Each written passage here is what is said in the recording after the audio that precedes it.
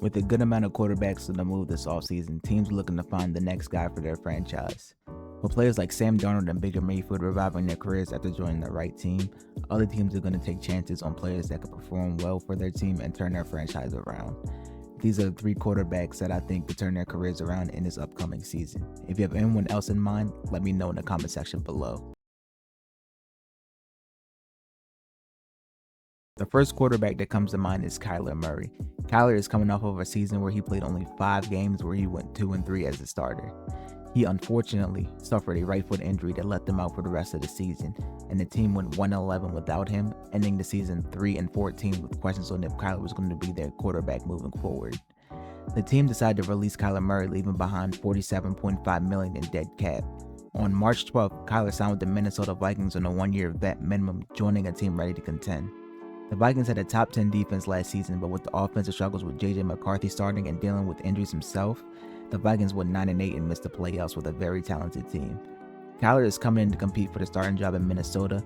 He's joining a team with one of the best young receivers in the league in Justin Jefferson and a solid wide receiver too in Jordan Addison.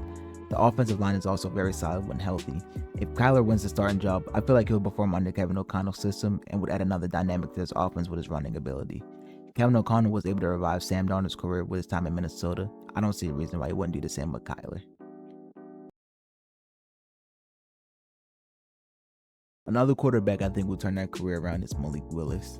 Malik Willis was originally drafted by the Tennessee Titans in 2022 to hopefully be the successor to their previous starter in Ryan Tannehill.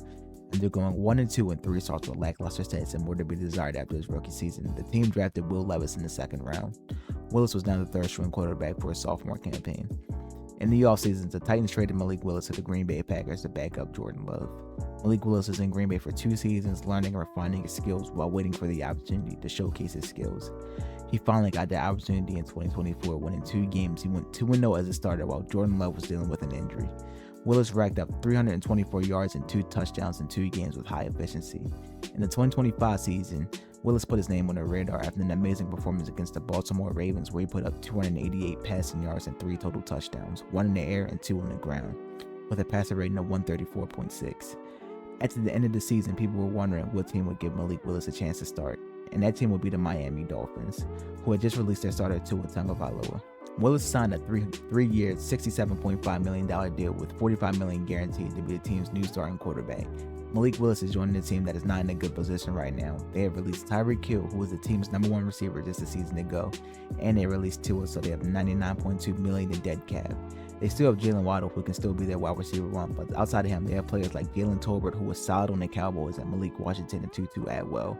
With this supporting cast and a defense that needs to be rebuilt, don't expect the Dolphins to immediately be a playoff team with Willis under center, but I believe that he'll perform well with the talent that he's been given. The last quarterback that I think can turn their career around in this upcoming season is Tua Tagovailoa. Now hear me out.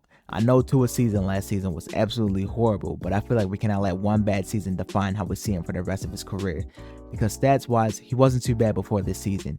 In my opinion, the 2022-23 season showed that you could win with Tua as your starter. But you had to make sure that he's protected and able to get the ball out as quick as possible. On March 9th, Tua signed a 1-year deal to the Atlanta Falcons to compete for the starting job. If Tua wins this position battle, then he'll be brought into a good offensive situation with a good supporting cast in Drake London, Bijan Robinson, Jahan Dotson, who I think is very underrated, Olamide Zaccheaus, Kyle Pitts, and a solid offensive line with a great young defense. If Tua can bring even a little of his 2023 self to this Falcons team, they could be dangerous under Stefanski's coaching. These 3 quarterbacks have shown that they can perform well in a good system, but it's now up to them to show their place in the league. One player I didn't want to include in this video was Anthony Richardson because he hasn't been traded or moved teams yet, and I just don't think any team would want to start him yet, as I believe he needs another year to develop. He might be in this video at this next season, who knows, but this is the first video of hopefully many more. I hope you enjoyed. Give me your thoughts in the comment section below, and if you want, like and subscribe, I'd appreciate it. See ya.